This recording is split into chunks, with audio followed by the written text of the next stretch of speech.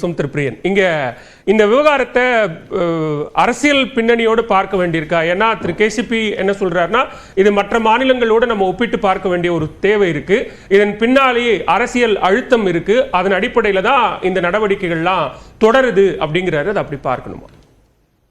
இல்லை, அதாவது போன பொதுத் தேர்தல், பார்லிமெண்ட் பொதுத் தேர்தலுக்கு முன்னாடி கொஞ்ச நாள் வரையும் அதிமுகவும் பாஜகவும், எடப்பாடி தரப்பு அதிமுகவும் பாஜகவும் கூட்டணியில் இருந்தாங்கன்றதை நம்ம மனசில் வச்சுட்டு தான் இந்த விஷயங்களை பின்னோக்கி நம்ம பார்க்கணும். இதில் பார்த்தீங்கன்னா 2017 செப்டம்பர் ஒரு முக்கியமான கட்டம் ஜெயலலிதாவுக்கு பிறகு. அதில் ஒருங்கிணைப்பாளர், இணை ஒருங்கிணைப்பாளர் பொதுக்குழுவால் தேர்ந்தெடுக்கப்படுறாங்க. அது அடிப்படை விதிகளுக்கு முரணானது என்பது இந்த சூரியமூர்த்தி கேஸ் போட்டார் இல்லையா, அதோடைய விஷயம். ஓபிஎஸ்க்கு பதவி கிடைச்சேன்னு அதை ஒத்துட்டார் அவர். ஆனால் அடிப்படை விதிகளுக்கு முரணானது. அடுத்த கட்டம் 2021 டிசம்பர். அப்போ என்ன பண்ணுறாங்க, விதிகளை திருத்தி பொது உறுப்பினர்கள் மூலமாகவே நாங்கள் தேர்ந்தெடுக்கப்படுறோன்னு ஒரு விஷயத்தை கொண்டு வர்றாங்க. இல்லைங்க, அந்த விதியில் நாங்கள் ஒருங்கிணைப்பாளர், இணை ஒருங்கிணைப்பாளர், ஆனால் எம்ஜிஆர் சொன்ன மாதிரி பொது உறுப்பினர்களே நாங்கள் தேர்ந்தெடுக்கப்படுறோன்னு ஒரே சீட்டில் 2 பேரை போட்டு அவங்க 2 பேரை தேர்ந்தெடுத்தாங்க. அதுவும் விதிகளுக்கு முரணானது. பொதுச் செயலாளர் தான் தேர்ந்தெடுக்கப்பட முடியும், ஒருங்கிணைப்பாளர், இணை ஒருங்கிணைப்பாளர் வர முடியாதுன்ற விஷயம் இந்த சூரியமூர்த்தியோட ஒரு பெட்டிஷனில் இருக்குது. சரி, அடுத்தது பார்த்தீங்கன்னா ஜூன் 23 பொதுக்குழு நடக்குது. அதில் பன்னீர்செல்வம் மேலே பாட்டில் வீசுகிறாங்க, அவர் கலைஞ்சு போய் முடிஞ்சு போயிடுது. அதுக்கப்புறம் 22 ஜூலை 11 ஒரு நடக்குது. அதில் தான் முக்கியமான டெவலப்மெண்ட்டு. ஓபிஎஸ்ஸை வெளியேற்றுறாங்க, இவரை ஜெனரல் செக்ரட்டரி ஆக்குறாங்க, இபிஎஸ் ஆக்குறாங்க, பலவிதமான தீர்மானங்கள் நிறைவேற்றுது. இதுவும் அடிப்படை விதிகளுக்கு முரணானது, பொதுக்குழு தேர்ந்தெடுக்க முடியாது அப்படின்ற ஒரு விஷயம் இருக்குது. அந்த அடிப்படை விதிகள் 43 திருத்தவே முடியாதுன்றதான் சூரியமூர்த்தியோட கேஸ். பொது உறுப்பினர்கள் தான் தேர்ந்தெடுக்கப்படணும், அதை யாராலையும் மாற்ற முடியாது. பொதுக்குழு மற்றதெல்லாம் மாற்றலாம், அதை மாற்ற முடியாதுன்றதான் பாயிண்ட். ஸோ அந்த அடிப்படை விதிக்கு ஒரு சேலஞ்சு வந்துகிட்டே இருக்குது.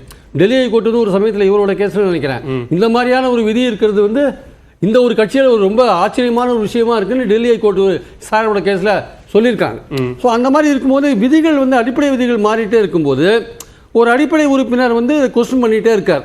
ஓபிஎஸ் அவருக்கு பதவி கிடைக்கும் போது ஓகே ஓகே ஓகேன்னு போகிறாரு. அவர் தனியாக வந்த பிறகு எதிர்த்து போராடுறதுக்கான ஒரு அந்த லீகலோ அல்லது ஒரு பொலிட்டிக்கல் பேக்கப்போ அவருக்கு சரியா இல்லை. அதனால அவர் எடப்பாடி பாஜகவோட க்ளோஸாக இருக்கார். ஸோ அதனால பார்த்தீங்கன்னா அப்படி ஒரு உரிமை இருந்தாலுமே நீங்க ஒரு 3 மாதத்திற்கு ஒரு முறை நீதிமன்றத்துக்கு வந்துட்டே இருந்தா இல்ல பாலா, நான் சொல்லி முடிச்ச பிறகு கேட்டேன். இந்த சமயத்துல தான் 27/2/23 ஈரோடு ஈஸ்ட் எலெக்ஷன் நடக்குது, பை எலெக்ஷன். அந்த பை எலெக்ஷன்ல இவங்க ரெப்ரசன்ட் பண்றாங்க. பாஜக சொன்னதுனால ஓபிஎஸ் போட்டி போடல, அதுதான் முட்டாள்தனம். சாரி, நீங்கள் முட்டாள்தனம் சொல்லக்கூடாது நீங்கள்ல, அது சரியான அணுகுமுறை கிடையாது. அவர் போட்டி போட்டிருந்தாரா அன்றைக்கே விடிவு வேலை வந்திருக்கும். அதை பாஜகவோட அழுத்தத்தில் ஓபிஎஸ் விட்டு கொடுத்துட்டாரா, அவர் போயிட்டு ரெட்டையிலையை வாங்கிட்டு தமிழ் மகன் ஹுசேன் கைது போடலான்னு வாங்கி வந்துட்டாங்க அவங்க. அதுக்கப்புறம் பார்த்தீங்கன்னா எக்ஸாக்டாக 20/4/23 அன்னைக்கு ஒரு ஆர்டர் இசியிலேருந்து வருது. யாருக்கு? எடப்பாடிக்கு. அதில் ரொம்ப தெளிவாக என்ன போட்டிருக்காங்கன்னா, நீங்கள் அனுப்பிச்ச பொதுக்குழுவில் உங்களை தேர்ந்தெடுத்த ரெக்கார்டெல்லாம் நீங்கள் அனுப்பிச்சிங்கல்ல, அதனால் நாங்கள் வாங்கி ரெக்கார்ட் பண்ணிட்டோம் அப்படின்னு டேக்கன் இன்டு ரெக்கார்ட் போட்டு subject to any court order or direction in future. எதிர்காலத்தில் வேறு ஏதாவது கோர்ட் ஏதாவது டைரக்ஷன் கொடுத்தா, ஆர்டர் கொடுத்தாங்கன்னா அந்த சப்ஜெக்ட்டுக்கு ஏற்றபடி அதுக்கேற்றபடி நாங்கள் வாங்கி வச்சுட்டோம். இப்போது ஜூலை 11 பொதுக்குழு தீர்மானங்கள்லாம் சேலஞ்ச் பண்ணப்பட்டிருக்கு, உயர்நீதிமன்றம் போயிருக்கு. அப்போ தீர்ப்பு கொடுத்தது என்னன்னா, நாங்கள் தற்காலிகமாக டெம்பரரியாக நாங்கள் உங்களோட கோரிக்கையெல்லாம் ஏற்றுக்கிறோம், நீங்கள் தான் பொதுச் செயலாளர் எல்லாம் ஒத்துக்கிறோம், ஆனால் இது சம்பந்தப்பட்ட சிவில் கேசஸ் எல்லாமே கீழே பெண்டிங்காக இருக்குது. அதனால் அது நாங்கள் கொடுக்குற இந்த விஷயம் தீர்ப்புக்கு அதை அஃபெக்ட் பண்ணாது, இறுதி தீர்ப்புக்கு கட்டுப்பட்டதுன்னு சொல்லவே தான் அது அங்கே போச்சு.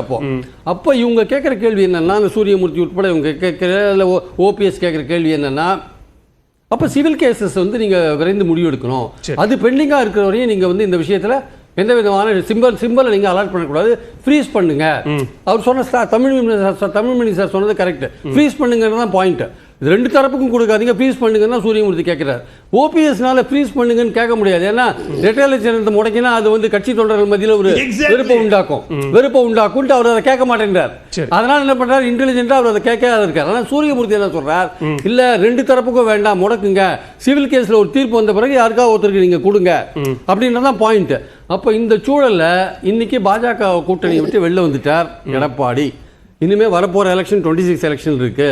இப்போ திருப்பி ஈசி மனசு வச்சிருந்தா அவங்க சூரியமூர்த்திக்கு ஒரு பதிலை கொடுத்து, ஐயா நாங்கள் 23ஆம் வருஷமே ஏப்ரல் மாதமே நாங்கள் பொதுக்குழு தீர்மானங்கள்லாம் வாங்கி வச்சுட்டோம், அதை ஏத்துக்கிற மாதிரியான ஒரு விஷயம் தான் அது. அவர் வந்து ரெட்டை எலெக்ஷன் வச்சுட்டு பார்லிமெண்ட் எலெக்ஷன் கூட நடத்திட்டாரு அவரு. இப்போ நாங்க வந்து இது முடிஞ்சு போன கேஸ் எங்களை பொறுத்த மட்டும் இனிமே ஃபர்தரா ஏதாவது கோர்ட் டைரக்ஷன் வந்தால் நாங்க அதுக்கேற்றபடி செயல்படுவோம் சொல்லி விஷயத்தை முடிச்சிருக்கலாம். சரி, அதை விஷயத்தை முடிக்காம இந்த சூரியமூர்த்தி கேஸ் வந்து ஹைகோர்ட்ல வந்த போது 2 நீதிபதிகள் அவங்க கிட்ட வந்து நாங்க வந்து ஏடிஎம் கேட்ட கருத்து கேட்டிருக்கோம் வந்திருக்கு அப்படிலாம் சொல்ல வேண்டிய அவசியம் இல்லை, நாங்க சூரியமூர்த்திக்கு பதில் அளித்தோம் சார், விஷயம் முடிஞ்சு போச்சு சொல்லியிருக்கலாம்ல, ஏன் சொல்லலை? ஓகே. ஸோ பாஜக கூட்டணியிலேருந்து வந்துட்டார் வெளியில அப்படின்றத நடுவில் நீங்க அப்பப்போ ஞாபகப்படுத்திக்கணும். இதெல்லாம் நான் சொல்லும்போது அதை நீங்க கோஆர்டினேட் பண்ணிட்டே போயிடும். அவர் வெளில வந்துட்டார். அப்போ 2 நீதிபதிகள் என்ன சொல்றாங்க, டக்குன்னு நீங்க வந்து ஓபிஎஸ் கருத்து கேளுங்க, அவர் ஒரு இன்ட்ரெஸ்டட் பார்ட்டி, அவர்கிட்டையும் கருத்து கேளுங்க. அரவிந்த் பாண்டியன் உள்ள போந்து கேட்கிறார், எங்க ஆளுக்கும் ஒரு வாய்ப்பு கொடுங்க அப்படின்னா ஓபிஎஸ் கேட்கட்டும். சார் சொன்ன இன்னொரு பாயிண்ட் கரெக்ட், சசிகலாட்டையும் கேட்கணும்னு உண்மை. அவங்க வந்து 2016 டிசம்பர்லேயே தேர்ந்தெடுக்கப்பட்டாங்க, அவங்க கேஸ் இங்கே அடி வாங்கிடுது, மேலே பெண்டிங்காக இருக்கு. இன்ட்ரெஸ்டட் பார்ட்டி, அவங்களும் சம்மந்தப்பட்ட பார்ட்டி, அவங்களும் நாளைக்கு ஒரு இன்டர்வியூ பெட்டிஷன் போட்டு எனக்கு கேளுங்கன்னு சொல்லலாம். இப்போ இவங்க போய் 19ஆம் தேதி போயிட்டு எல்லாருமே இந்த விஷயத்தெல்லாம் சொன்னாங்கன்னா எலெக்ஷன் கமிஷனுக்கு உள்ள வாய்ப்பு என்ன? சரி, இதில் வந்து வித்தியாசமான பல கோரிக்கைகள் இங்கே வந்திருக்கு. இப்போவும் போயிட்டு ஓபிஎஸ் வந்து ரெட்டை இலை எனக்குன்னு கேட்கறதுக்கான உரிமை அவருக்கு இருக்கான்னு எனக்கு தெரியல. ஏன்னா அவர் பின்னாடி பொதுக்குழு உறுப்பினர்களோ வேற யாரும் கிடையாது. முடக்குன்னு சொல்றதுக்கான வாய்ப்பும் அவருக்கு இல்லை, முடக்குன்னு சொல்ல மாட்டார். அப்போ சூரியமூர்த்தி மட்டுமே தான் அதை கேட்பார், முடக்குன்னு சொல்லுவார். சிவில் கோர்ட் முடிகிற வரையும் முடக்குன்னு சொல்லுவார். அப்போ இதை எந்த அடிப்படையில் இதை தீர்மானிப்பாங்க எலெக்ஷன் கமிஷன்னா? இதை தற்சமயத்துக்கு அரசியல் ரீதியாக பார்த்து முடக்கி வச்சா எலெக்ஷன் நெருக்கத்தில் பாஜகவை நோக்கி அதிமுகவை இழுக்க முடியுமா? முடக்கி வச்சா எப்படியாவது வந்து நம்ம ரிக்வஸ்ட் பண்ணுவாங்க, ஏதாவது ஹெல்ப் பண்ணுங்கன்னு கேட்பாங்க. இதெல்லாம் நான் ஓப்பனா பேசுறது தப்பு தான், பட் எலெக்ஷன் கமிஷன் அப்படிதான் இருக்கு, என்ன பண்றது? சோ அதனால வந்து ஒரு பாஜகவுக்கு அப்படி ஒரு நோக்கம் இருக்கு, அதன் அடிப்படையில் தான் இதெல்லாம் நடக்குது. ஏன்னா நாளைக்கு கூட்டணியில பாஜக தனித்து விடப்பட்டால் என்ன செய்வது? ஏதாவது அதிமுக கூட்டணியை இழுக்கலாம், அவங்கள வந்து நம்மளோட கூட்டணி சேர்த்து ஏதாவது ஃபைட் பண்ணி பார்க்கலாம் என்ன அவங்களுக்கு இருக்கலாம். சோ இதை ஒரு ட்ரம்ப் கார்டா வச்சு முடக்கி வச்சுட்டா எப்படி நம்ம கிட்ட நாளைக்கு வந்து சேருவாங்க, இதை ரிலீஸ் பண்ண வேண்டிய அவசியம் இருக்கும் அப்படின்னு பண்ணலாம். இல்ல இவங்க இதுக்குள்ள ஒரு 19ஆம் தேதிக்குள்ள ஏதாவது எடப்பாடிக்கும் பாஜகவுக்கும் ஒரு அண்டர்ஸ்டாண்டிங் வந்துருச்சுன்னா அது எடப்பாடிட்டே கொடுத்துட்டு கூட போகலாம், சொல்ல முடியாது. அதுக்கான ஏற்பாடும் பண்ணிட்டு இருக்காங்க. ஒரு சமயத்தில் ஒரு சைடு பை சைடு ஒரு டாக்கை வந்து எடப்பாடி குரூப் அங்கே நடத்திட்டு இருக்கு பாஜகவோட. அதனால வந்து இல்லைங்க எடப்பாடிக்கு தாங்க இது சொந்தம், ஃபர்தரா சிவில் கோர்ட்ல வரையும் அவர் தாங்க வச்சுப்பாருன்னு சொல்லலாம். சோ இதுல அரசியலும் இருக்கு, வேறு பல விஷயங்களும் இருக்கு, லீகலாவும் இருக்கு. சோ இது வந்து மேல இருக்கிறவங்க தான் தெரியும் இதோட முடிவு. ஓகே, நான் ஒரு கிளாரிட்டி கொடுத்துருக்கேன். ஒரு முதற்கட்ட கருத்து வாங்கிட்டு நான் உங்ககிட்ட வந்துடுறேன். திருப்பன் வில்சன், இங்க இது சட்ட ரீதியா வழக்கு நடக்கிறது, தேர்தல் ஆணையம் கூப்பிடுது, விளக்கம் கேட்குது, எல்லாம் சரி. ஆனா இதுல அரசியல் ரீதியாக இருக்கக்கூடிய இந்த அணுகுமுறைகளை தவிர்த்துட்டு நம்ம இதை பார்க்க முடியாது அப்படிங்கிறாரு திருப்பிரியன். அப்படியா? அதான் அரசியல் ரீதியாக நீங்கள் பார்க்குறீங்கன்னா, அரசியலில் வந்து ஜனநாயகத்தில் ஒரு கட்சினாலே மக்களை சந்திப்பது, மக்களுக்காக போராடுவது, மக்களுக்காக ஆர்ப்பாட்டம் நடத்துவது, இதுதான் ஒரு கட்சியின் மையப்பொருளாக இருக்கும், ஒரு தலைமையின் மையப்பொருளாக இருக்கும். அதுவும் 36 ஆண்டுகள் ஆட்சி செய்த ஒரு கட்சியின் ஒரு முன்னாள் முதலமைச்சராக இருந்தாலும் சரி, இந்நாள் முதலமைச்சராக இருந்தாலும் சரி, முன்னாள் பொதுச்செயலாளர் இந்நாள் பொதுச்செயலாளர் இருந்தாலும் சரி, இதுதான் ஆக்சுவல் களம். அதுதான்.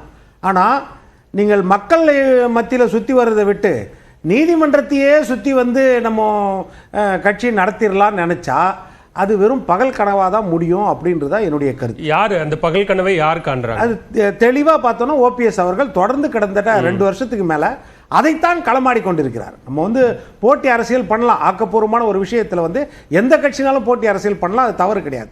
ஆனால் அவர் அதை நம்பாமல், போட்டி அரசியலையோ மக்களையோ தொண்டர்களையோ நிர்வாகிகளையோ நம்பாமல் வெறும் நீதிமன்றத்தை நம்பி எவ்வளவு காலம் சுத்த முடியும்?